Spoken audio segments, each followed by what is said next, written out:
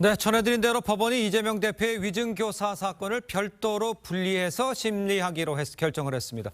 이르면 내년 총선 전에 1심 선고가 나올 가능성도 지금 제기가 되면서 이 대표의 사법 리스크가 다시 부상하는 모습이죠. 자, 오늘은 네 분과 함께 좀 자세히 이 상황을 좀 짚어보도록 하겠습니다.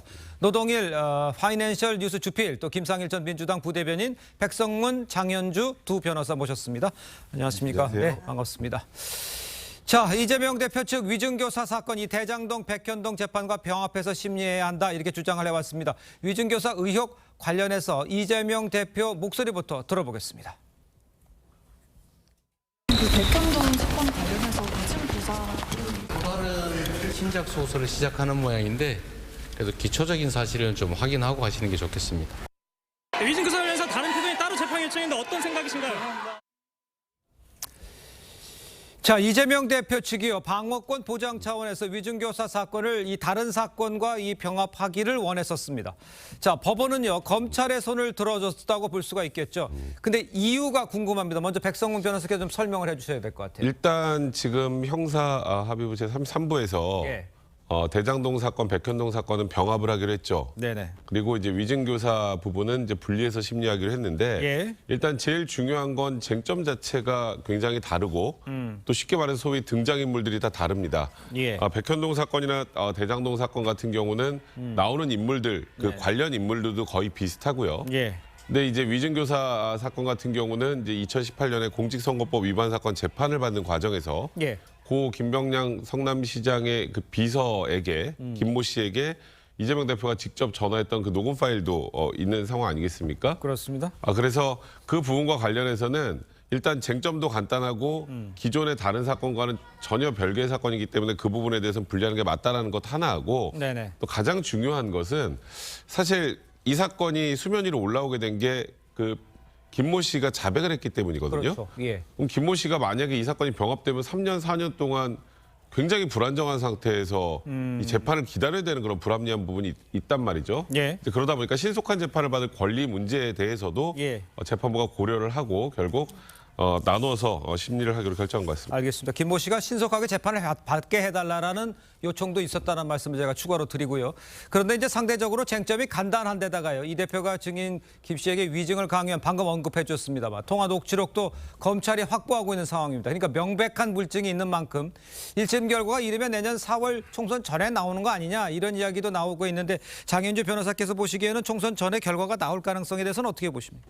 사실 그걸 정확히 예측할 수 있는 사람은 아무도 없을 겁니다. 예. 다만 이제 법조계에서는 네네. 상대적으로 쟁점이 간단하고 위증교사만 지금 별도로 심리한다라고 한다면 속도가 붙을 수 있기 때문에 예. 총선 전에 나올 가능성도 또 예측을 하는 분들도 계신데요. 예. 사실 내년 총선이 4월 10일입니다. 그럼 4월 10일 전에 선고가 나오기 위해서는 적어도 2월 말이나 3월 초에는 재판이 어느 정도 다 끝나야 된다는 것을 말씀드리겠습니다. 예. 그럼 공판기일이 결국 종결이 돼야 될 텐데요. 2월 말이나 3월 초까지 재판이 종결되려고 한다면 네. 결국 실질적으로 12월, 1월, 2월 석 달 안에 모든 증인신문이라든지 뭐 그런 증거 조사라든지 이런 부분들이 모두 다 끝나야 된다는 부분이 전제되어 있습니다. 예. 그러나 이재명 대표 같은 경우에는 지금 혐의를 전면 부인하고 있는 상황이기 때문에 그런 재판들이 사실 3개월 동안에 다 끝날 수 있을지가 미지수이므로 예. 사실 4월 총선 전에 선고가 나올 가능성도 있지만 나오지 않을 가능성도 굉장히 높다 이렇게 말씀드리겠습니다. 알겠습니다. 전에 나올 가능성도 있지만 안 나올 가능성도 있다 이렇게 좀 폭넓게 이야기를 좀 해주신 것 같습니다. 그런데 언제 앞서 법원이 이재명 대표의 구속영장을 기각하면서 위증교사 혐의에 대해서 혐의가 소명된 것으로 보인다 이렇게 판단을 했었어요. 그러니까 유죄 판결이 나올 가능성은 노 교수님께서 보시기에는 상당히 있다 이렇게 볼 수 있겠습니까? 저 장면 소명이 된다라고 얘기를 한 만큼은. 글쎄 뭐 상식적이고 합리적인 상황에서 보면 예. 뭐 그렇게 판단하는 게 뭐 맞겠죠. 예. 그런데 이게 지금 많은 언론에서 총선 전 뭐 1심 결과가 나올 수 있다. 그 유죄 판결이 나올 수 있다. 이렇게 지금 관측하는 것은 너무 성급한 결론이라고 생각이 돼요. 아, 그렇습니까? 말씀드리지만 일반적인 당연히 그렇게 되지만 예. 어제 그 재판부가 병합하지 않겠다 결정을 하고 다음 재판을 다음 달 11일 한다고 그랬잖아요. 그럼 한 달에 한 번이거든요. 네. 총선 전에 12월, 1월, 2월, 3월밖에 없어요. 만약 한 달에 한 번씩 연다면 그러니까 4번에서 최종 결론 내고 선고까지 그건 좀 어렵지 않을까 싶어요. 그러니까 재판부가 예. 빨리빨리 재판을 진행한다. 네. 2주에 한 번이라도 뭐 그렇게 한다면 당연히 총선 전에 결과가 나오고 그 결과는 유죄일 가능성이 높다. 이렇게 생각이 되지만 예. 그렇게 되고요. 그 문제가 있고 재판을 천천히 하게 되면 또 한 가지는 지금까지 많이 봐왔지만 이재명 대표 측에서 순순히 재판을 끌고 갈 생각이 없을 겁니다. 재판 지연 전략을 분명히 쓸 겁니다. 예. 별거 아니어도요, 사실은. 한번 하다가 변호인을 교체하겠습니다 할 수 있는 거고요. 왜냐하면 다른 지금 대장동 사건이라든지 그런 같은 재판을 맡고 있는 변호인들이라면 예. 교체하겠습니다. 그러면 한 번 기일 연기합니다. 한 달 지나갑니다. 그러면 또 새로운 변호인들이 모여서 또 와가지고 준비가 안 됐습니다. 그러면 한 번 더 연기가 되고요. 예. 그런 전략을 얼마든지 쓸 가능성이 있기 때문에 너무 성급한 그런 관측은 하지 않는 게 좋을 것 같습니다. 알겠습니다. 그 시기 문제는 지금 얘기를 해주셨기 때문에 절차적으로 시기가 금방 나오진 않을 것이라는 지적이 있습니다. 김상일 대변인께서 보시기에는 아까도 제가 언급했습니다만 혐의가 소명된 것으로 보인다. 이렇게 유청호 판사가 얘기한 이 부분에 대해서 유죄 여부에 대해서는 어떻게 예상을 할 수가 있을까요?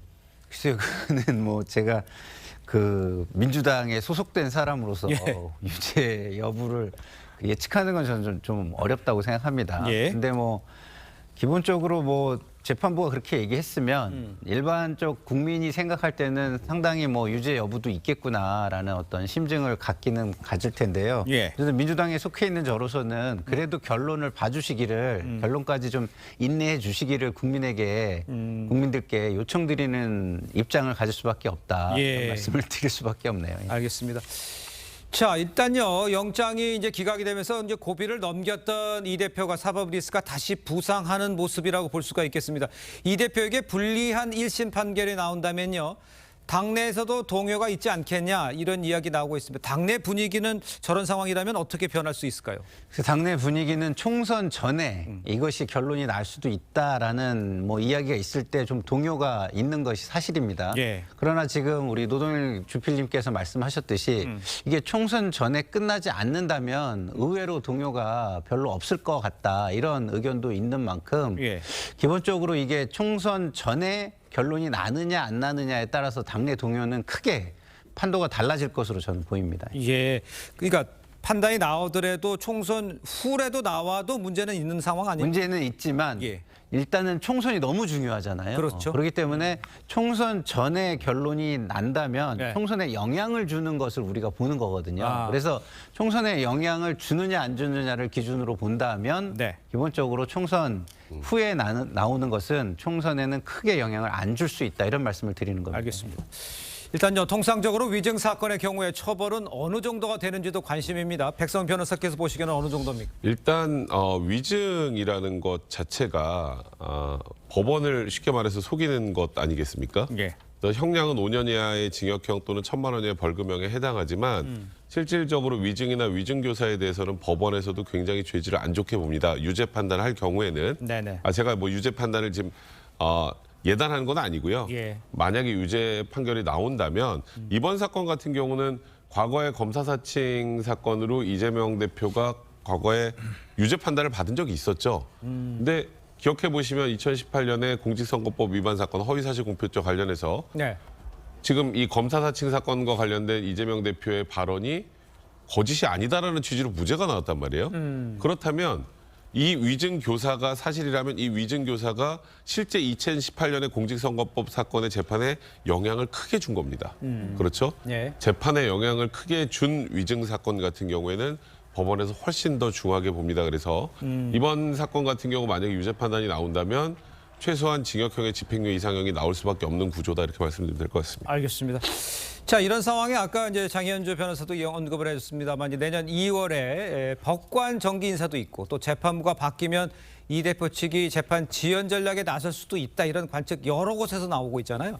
안에 계셔 보니까 그렇다면 지금 상황에서는 4월 정도에 나오는 상황은 아니고 또 집행 지연이라는 이야기도 계속 나오고 있는데 결과가 예상하기가 어렵다 이렇게 봐야겠나요? 그렇죠. 여러 가지 변수들이 있습니다. 일단 2월에 법관 정기 인사가 있긴 있는데요. 예. 사실 지금 이재명 대표에 대한 재판을 맡고 있는 이 재판부가 과연 인사 이동 대상이 될지부터가 좀 불명확합니다. 네네네. 아무래도 중요한 재판을 맡고 있고 또 워낙 또 사건이 복잡한 사건들을 많이 맡고 있기 때문에 재판부가 인사 이동을 하지 않을 가능성도 높습니다. 예. 그렇다면 2월에 인사 이동과 별도로 계속해서 재판이 진행될 가능성이 있는 것이고요. 네. 그리고 이재명 대표로서는 본인이 일단 이 혐의를 전면 부인하고 무죄 취지 주장을 할 것이기 때문에 네. 관련해서 여러 가지 공방들을 벌일 것으로 보입니다. 뭐 증인 신청이라든지 그리고 각종 증거에 대해서도 부동의하는 듯 그 여러 가지로 피고인들이 쓸 수 있는 방어권을 또 충분하게 행사할 것으로 보이기 때문에 예. 제가 생각했을 때는 총선이 4월 10일이라고 한다면 사실상 뭐 석 달 정도 12월, 1월, 2월 석 달 정도 안에 모든 쟁점에 대해서 공방이라든지 재판 절차가 마무리되기에는 현실적으로 어려움이 있지 않겠나라는 예상이 듭니다. 알겠습니다. 자, 이런 상황에서요. 위증교사 의혹 재판까지 진행이 되면 이 대표 주 3회 재판에 출석해야 되는 상황입니다. 그렇다 보니까 이 재판 리스크가 커지고 있는 상황에 당무에는 지장이 있지 않겠느냐 이렇게 보는 시각도 있습니다. 노 교수님께서 보시기에 당무가 일주일에 3번씩 재판 참석한다? 당무를 보기가 쉽지 않아 보이는 건 어떻게 보십니까? 네, 지금 뭐 그 만약 어제가 월요일이었죠. 네. 그 12월 11일 위증교사 그 재판 열기로 한 12월 11일도 월요일입니다. 예. 근데 만약에 이제 같은 날 같은 죄에 걸린다면 월요일은 그 위증교사 재판이 있고요. 또 화요일은 대장동 재판이 있고요. 예. 금요일은 선거법 재판이 있습니다. 그러니까. 그런데 이제 아까 말씀드린 대로 위증교사 사건을 한 달에 한 번 할지 격주로 할지 일주일에 한 번 할지 아직 정해지지 않은 것 같거든요. 네. 근데 만약 한 달에 한 번 한다면 그건 큰 부담은 아닐 것 같고 그렇죠. 그다음에 또 화요일 대장동 사건은 매주 합니다만 네. 금요일 선거법 사건은 또 격주로 진행하고 있습니다. 예. 그러니까 어쨌든 뭐 매주 세 번 일주일에 3번 나가는 그렇지는 않은 상황이지만 예. 그렇다 하더라도 야당 대표가 국회의원이 이와 같이 그 3가지 재판을 계속한다는 것은 굉장히 부담스러운 거 아니겠습니까? 그렇겠죠. 그렇지만 아마도 이재명 대표 지금까지 상황을 이렇게 쭉 지켜보면 그거 가지고서 뭐 야당 대표가 이렇게 사법 리스크가 있으니까 대표를 못 하겠다든가 그런 건 그러지는 없다. 않을 걸로 충분히 예측할 수 있을 것 같습니다. 알겠습니다. 일단요, 사법 리스크가 다시 부상한 이 상황에서 이재명 대표 내년 총선을 대비한 인재 영입에도 속도를 내고 있는 모양새죠. 목소리를 직접 들어보겠습니다. 매우 중요한 사안이라 제가 직접 인재 위원장을 맡게 됐습니다. 제가 무슨 감투를 좋아해서 그런 건 아니고요. 직접 추천하시거나 아니면 자원해서 올려주시면 저희가 우리 국민의 눈높이에 맞춰서 훌륭한 인재들을 발굴하도록 하겠습니다.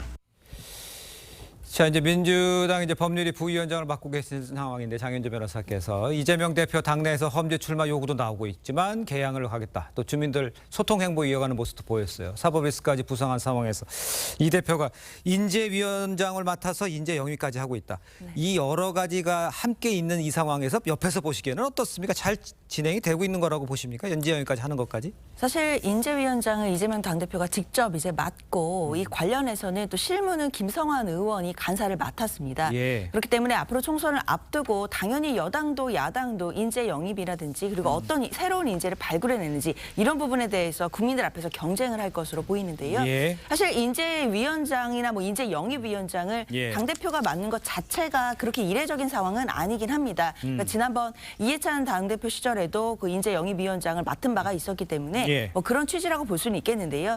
결국 이재명 대표가 어떤 인재를 그러니까 국민의 눈높이에 맞는 인재를 얼만큼 잘 발굴할 수 있느냐 이게 가장 문제가 될 텐데 네. 지금 그래서 국민 추천제를 도입한다라고 합니다. 근데 이제 네네. 당에서 결국에는 국민 눈높이에 맞는 인재를 국민들로부터 직접 추천을 받겠다라는 취지이기 때문에 예. 이런 부분들이 잘 진행이 돼서 과연 국민들 보시기에 합당한 인물들을 당으로 모을 수 있는지 이런 부분들에 대해서 좀 평가를 받지 않을까 생각이 듭니다. 이제 그렇게 이제 모여서 평가를 받아야 되는데 일부에서는 이게 혹시 강성 지지층의 인기 투표장이 되는 게 아니냐, 그다음에 또 셀프 추천할 수도 있고 결정권은 이재명 대표가 주게 되는 거 아니냐, 이런 지적에 대해서는 어떻게 봐야 될까요? 그러니까 인재 국민 추천대인데 그 국민이 어떤 국민이냐에 따라서 다르지 않겠습니까? 네네. 근데 이재명 대표 하면 떠오르는 게 굉장히 강하게 지지하는 강성 지지층, 소위 개딸이라는 분들이 많이 떠오르게 되고 그런 분들이 목소리를 많이 내서 추천한 인재가 만약에 인재 영입이 된다면 그거는 오히려 국민 눈높이에 전혀 맞지 않는 인재 영입이 되겠죠. 네. 근데 사실 이제 민주당에 대해서 가장 우려의 선을 보내는 건 이재명 대표 스스로 인재위원장을 맡았기 때문에 네. 결국은 친명 주도로 다음 공천도 진행될 거라는 예상이 충분히 가능한 상황에서 새로 영입되는 인물들도 대부분 이재명 대표의 강성 지지층이 호응하는 인물들로 구성이 된다면 이에 대해서는 아마 민주당 내부에서도 그렇고 외부에서도 그렇고 비판을 피하기 좀 어려울 겁니다. 그래서 일단 저희가 뭐 속단하거나 예단할 건 아니지만 예. 그런 우려를 충분히 아마 민주당 내에서도 인지를 하고 있을 것이고 네. 그래서 이제 영입되는 인사의 면면을 저희가 직접 본 다음에 평가를 하는 게 좋지 않을까 싶습니다. 영입되는 인사의 면면이라고 얘기했습니다. 지금까지 온 것만 보고 네. 밖에서 얘기할 때는 자 이런 상황에 사법 리스크까지 다시 도했고 네. 또 연재 영입까지 맡았다. 네. 그러면 글쎄 속된 표현으로 이재명 대표의 그립감은 더 강해지고 더 네. 친명 위주로 가지 않겠냐. 비명의 숨통은 더 조여지지 않겠냐. 이런 평가를 내리면 뭐라고 답하시겠습니까? 기본적으로 저는 강성 지지층이나 친명 친명 지지층은 네. 제가 볼 때는 이거에 대해서 별 문제의식이 없을 수 있어요. 그렇지만 중도층을 생각한다면 당연히 문제의식을 가질 수밖에 저는 없다고 봅니다. 그렇죠. 왜냐하면 우리가 지금 여당을 놓고도 그런 얘기 하잖아요. 네네. 대통령 측근들 일색으로 공천을 하면 총선 망할 것이다. 이렇게 얘기하는데 예. 왜 그 잣대를 민주당 우리 스스로에게는 들이대지 못하는가. 왜냐하면 그거는 그 중도층 국민들의 시각을 의식한 거거든요. 그렇죠. 중도층 국민들이 모든 사정을 지금 뭐 스스로 다 알아봐 주는 게 아니잖아요. 네. 장 변호사님 지금 말씀해 주시지만 그런 사정들을 국민들이 다 생각을 하고 학습을 하고 이걸 판단하겠습니까? 예. 그게 아니잖아요. 그냥 전면에 계속 이재명 당대표만 있구나.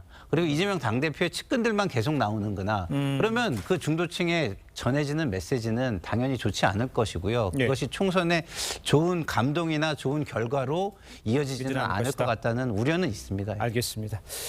자, 지금부터는 국민의힘 소식도 짚어볼 텐데요. 리포터를 먼저 만나봐야 할 것 같아요. 인요한 혁신위가요. 조기 해체를 선언한 방안을 검토 중인 것으로 지금 전해졌습니다. 불출마 촉구에도 중진 친윤 의원들 반응을 보이지 않자 특단의 대책을 꺼내든 것으로 보입니다. 김하림 기자입니다. 인요한 혁신위원장은 임명 직후 희생을 강조한 데 이어 이달 초엔 당내 중진과 친윤 의원들의 불출마와 험지 출마를 촉구했습니다.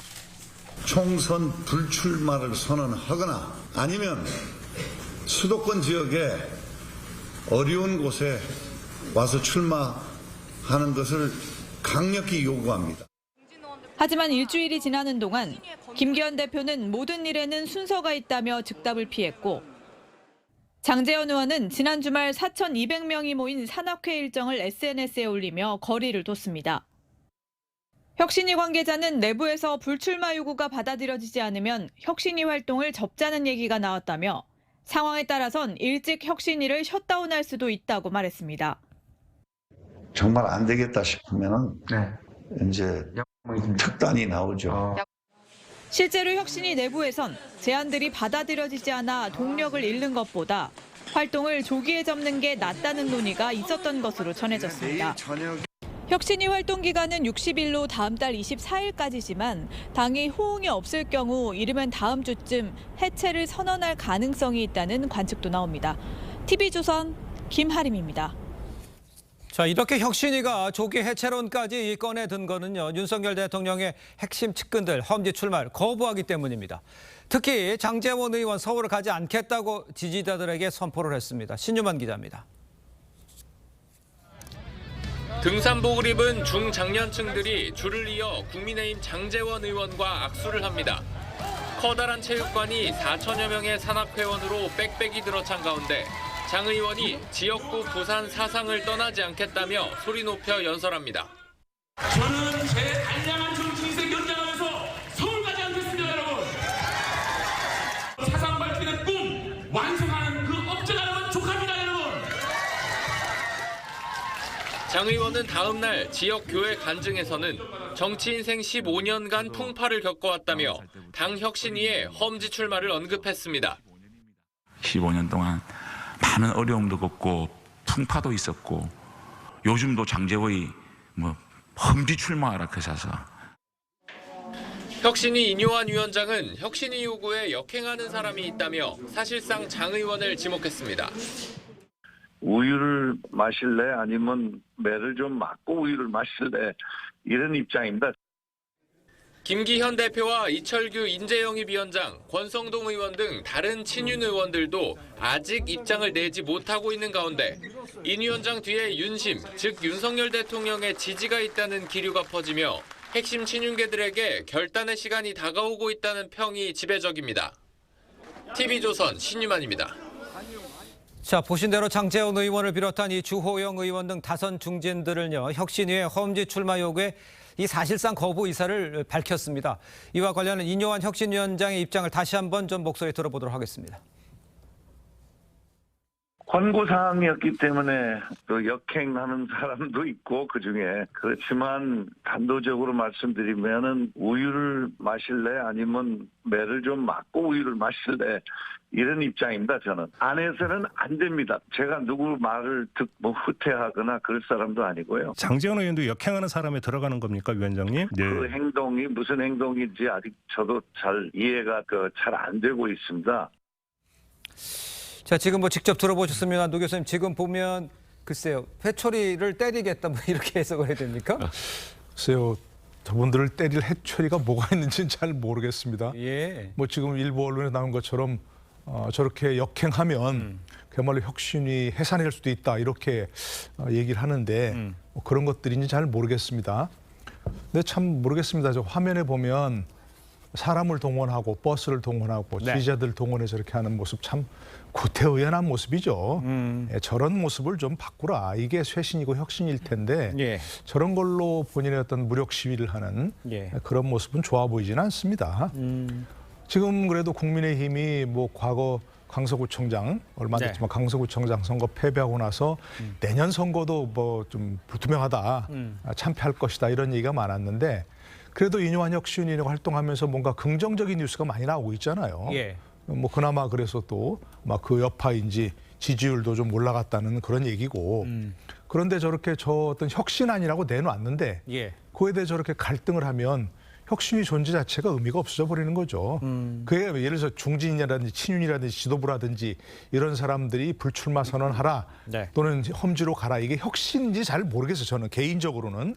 그렇지만 어쨌든 혁신안이라고 내놨지 않습니까? 예. 그리고 김기현 대표가 인요한 혁신위원장에게 전권을 주겠다고 얘기했는데 그에 대해서 호응하지 않으면 전권을 준 게 안 되잖아요. 아니잖아요. 예. 그러니까 저 부분에 대해서는 어쨌든 어떤 것이든 호응을 해야 한다. 그렇지 않으면 다시 한번 국민의힘은 위기에 빠진다. 이렇게 얘기할 수밖에 없고요. 예. 근데 한 가지 조금 다른 면을 생각하면 인요한 혁신위원장이 너무 저런 문제를 빨리 내놓은 것 아닌가 싶어요. 시기적으로. 예. 왜냐하면 저런 문제는 공천이 본격화되고 막바지에 이뤘을 때 깜짝으로 뭐 정말 그 김기현 대표부터 시작해가지고 네네. 또는 뭐 중진들 아까 얘기한 뭐 친윤 의원들 이런 분들이 그때 선언을 해야 뭔가 효과가 극대화되는 거 아닌가 싶어요. 근데 지금 만약 뭐 김기현 대표 불출마 선언하면 그 효과가 뭐 얼마나 가겠습니까? 국민들이 긍정적으로 받아들인 것이. 예. 그렇기 때문에 인요한 혁신위원장도 저 문제는 던져놓고 네네. 김기현 대표와 숙고하면서 언제든 결단하겠다. 이런 쪽으로 아마 좀 끌어내는 게 그런 입장을 끌어내는 게 바람직하지 않을까. 지금 당장 선언하지 않으면 나 그만두겠어.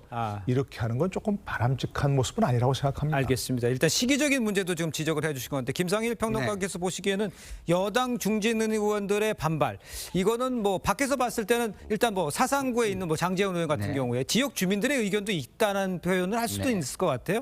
어떻게 보셨습니까? 중진 의원들의 반발은? 뭐 지역 주민들의 의견이 있다라고 말하려면 그 지역 국회의원으로 정치를 끝내야죠. 예. 큰 정치를 하고 싶다는 게 뭐 큰 정치를 할 필요가 없다라고 선언을 해야죠, 본인이. 예. 저는 뭐 지역 정치만 하겠습니다. 중앙 정치는 뭐 하지 않고 다른 분을 돕겠습니다. 이렇게 한다면 저 말이 맞습니다. 근데 지금 그 여당의 가장 중요한 게 뭘까요? 다음 총선 아닙니까? 예. 근데 장제원 의원이 이 정권의 핵심 인사라면 네. 저렇게 하면 안 되죠. 총선을 이기는 게 본인의 승리 내지는 본인의 앞으로의 개인적 정치보다 훨씬 중요하다는 거를 인식해야 된다고 생각합니다. 예. 그래서 이렇게 한두 명 핵심 측근이 내려놔야 총선에 주도권을 쥐고 강한 드라이브를 걸 수가 있는 거예요. 지금 인요한 위원장이 혁신 드라이브를 걸 수 있는 이유가 뭐겠습니까? 본인에게 왔던 인재 영입이라든가 아니면은 뭐 공천 뭐 약속이라든가 이런 거를 다 내려놨기 때문에 예. 본인은 총선 안 나간다라고 선언을 했기 때문에 네네. 혁신 드라이브를 걸 수 있는 거예요. 자기가 도덕적 우위에 섰기 때문에. 예. 그러면 지금 총선에 주도권을 쥐고 총선에 드라이브를 걸 사람이라는 사람들, 네. 그렇게 예상되는 사람들은 예. 그거를 희생을 하고 그 역할을 하려고 해야지 희생도 안 하고 모든 좋은 것만 내가 다 하겠다라고 한다면 제가 볼 때 총선은 굉장히 암울해진다, 결과가 암울해진다 이렇게 말씀을 알겠습니다. 드릴 수 있겠습니다. 그 백성 변호사께 이렇게 여쭤봐야겠어요. 지금 뭐 아까 인현 위원장가 특단의 조치 해체 예는 얘기도 나왔잖아요. 그런 상황에서는 이건 어떻게 상황이 펼쳐지는 건가요? 만약에 아무 호응이 없어서 혁신위를 해체한다면 뭐 이런 표현까지 좀 격하게 써서 죄송합니다. 국민의힘 망하는 거죠. 네. 말 그대로. 국민의힘이 강서구청장 보궐선거에서 참패를 하고 사실상 지도부도 그대로 있는 상황에서 혁신위가 생기면서 뭔가 국민의힘 변화시키겠다는 그런 제스처를 내놓은 건데 예. 혁신위에서 내놨던 두 개의 키워드가 통합과 희생입니다. 네네. 근데 통합 부분도 사실 이준석 대표, 전 대표의 지금 신당 뭐 창당론하고 맞물려서 예. 뜻대로 잘 되지 않는 상황이고 사실 그거보다 어찌 보면 대중들에게 더 와닿는 희생과 관련해서 중진들이 아무 반응이 없다면 네. 혁신위는 존재 이유가 없죠. 그러니까 다음 달 24일, 그러니까 크리스마스 이브까지가 원래 혁신위 활동 기간인데 그렇죠. 만약에 지금 이 상황에서 아무것도 되지 않아서 혁신을 접는다. 네. 그러면 국민의힘은 강서구청장 보궐선거 직전으로 돌아가는 겁니다. 그런 정도의 당의 상황, 현실을 좀 직시하고 네네. 국민의힘 내부의 중진들도 어떤 식으로도 호응할 필요가 좀 있을 것 같습니다. 알겠습니다. 자, 다음 주제도 리포트로 먼저 만나보겠습니다. 송영길 전 민주당 대표에 이어서 민형배 민주당 의원도요. 한동훈 법무부 장관을 향해서 원색적인 비난을 쏟아냈습니다. 정치를 후지게 만드는 건 한 장관이라면서 입에 담지 못할 독소를 퍼붓습니다. 안윤경 기자입니다. 민형배 더불어민주당 의원이 어제 페이스북에 남긴 글입니다. 어이없는 XX네 정치를 누가 후지게 만들어라는 제목을 달고 한동훈 법무부 장관 관련 기사와 사진을 올렸습니다. 민 의원은 정치를 후지게 한 건 한동훈 같은 XX다라면서 검찰권을 정치에 악용해 존재 자체가 후지다고 했습니다. 또 한 네티즌의 댓글이라며 대한민국 헌정 역사상 이렇게 입이 가볍고 혀가 길고 대놓고 정치적인 국무위원이 또 있었나 싶다. 한 씨는 날이 갈수록 더 기고만장해서 도무지 입을 가만히 두지 않는다고 썼습니다. 앞서 송영길 전 민주당 대표는 한 장관을 향해 원색적인 비난을 쏟아내 파장을 일으켰습니다. 와가지고 국회에 와서 이 300명 지보다 인생 선배일 뿐만 아니라 한참 검찰 선배놈들을 조롱하고 능멸하고 이 그대로 놔둬야 되겠습니까 이게. 이에 한 장관이 어릴 때 운동권 했다는 것 하나로 시민들 위해 군림하면서 대한민국 정치를 수십 년간 후지게 만들었다고 맞받아쳤습니다. 2021년 민주당 전당대회 당시 돈봉투 의혹을 수사 중인 검찰은 조만간 최종 수혜자로 지목된 송 전 대표를 조사할 예정입니다. TV조선 안윤경입니다. 뭐 어제 있었는데 다시 이제 민영배 의원까지 이제 참전했다 뭐 이렇게 표현할 수가 있을 것 같은데 당내에서도 좀 눈살을 찌푸리는 소리가 나오죠. 어떻습니까? 사실 당내에서도 다양한 반응들이 있는 것 같습니다. 예. 송영길 전 대표에 대해서는 일단 탈당을 하신 분이기 때문에 당 네. 입장에서 뭐 입장을 이야기하는 것 자체가 좀 조심스러워하는 분위기이기는 한데요. 예. 한동훈 장관도 사실 국무위원으로서는 그동안에 봐오지 못한 좀 이례적인 모습을 보여주고 있는 부분도 있기 때문에 당내에서는 사실 우려들이 굉장히 많이 존재합니다. 예. 특히 한동훈 장관 같은 경우에는 정치 선언은 아직 공식적으로 하지 않으셨지만 사실상 정치의 영역에 들어와 계신 것이 아니겠느냐 하는 분석들이 많이 있는 편이거든요. 예. 그렇기 때문에 앞으로도 한동훈 장관과 그리고 이제 야당의 의원들 간의 설전들이 더 격화될 가능성이 높아지고 또 총선을 앞두고는 여러 가지 또 쟁점들을 가지고 충돌할 가능성이 높기 때문에 네네. 이런 부분에 대해서는 과연 총선을 앞두고 민심, 특히 중도층 국민들에게 어떻게 보일지 이런 부분에 대한 고민들은 분명히 존재합니다. 알겠습니다. 교수님 보시기에는 뭐 그 송영길 전 대표 같은 경우에 이제 운동권 우월주의에 사로잡혔다 이런 이야기도 나오잖아요. 386, 586, 뭐 퇴출론 이런 것도 사실 좀 나오는 이야기는 좀 있는 것 같아요. 그래서 요즘 약간 저는 뭔가 좀 띵한 느낌이 들어요. 띵하다. 예, 아니 내가 무슨 잘못 생각하는 것 같기도 하고, 예. 뭔가 세상을 좀 인식에 지체가 있는 것 같고 내 자신이. 예. 그러니까 범죄를 저지른 혐의를 받고 있는 사람들, 또 지금 뭐 위장 탈당해갖고 헌재에서도 그건 불법이라고 얘기했지 않습니까? 네네. 이런 분들이 막 저렇게 큰 소리치고 법무부 장관을 향해서 저렇게 욕설을 해왔고, 그런 걸 내가 뭐 어떻게 이해해야 돼? 도무지 의아해요. 이해가 잘 안 되고. 예. 저렇게 큰 소리 치는 걸 보면 아, 저분들이 맞나 하는 생각도 들기도 하고요. 예. 그런데 지금 과거 민주화 운동할 때 저분들이 저지르는 어지간한 불법은 국민들도 이해했어요. 예. 민주화 운동이란 대의가 있으니까. 예. 근데 지금도 민주화 운동을 하는 것 같아요. 저분들이 착각하는 거 아닌가. 예. 그런 생각이 들기도 하고요. 네네. 국민이 더 이상 저런 행동을 정치라고 용인하지는 않는다. 네네. 하는 걸 분명히 좀 알아야 할 것 같습니다. 알겠습니다. 지금 두 분- 민주화 운동 시대가 아닙니다. 알겠습니다. 두 분께도 좀 짧게 말할 수 있는 기회를 드릴게요. 민주화 운동 했던 것도 인정을 해야 됩니다만, 네. 글쎄요, 모든 사람이 끝까지 민주화 운동 했다고 해서 계속 기득권을 가질 수는 없는 거 아니에요? 그렇죠. 저는 뭐 민주화 운동 이런 문제가 아니고요.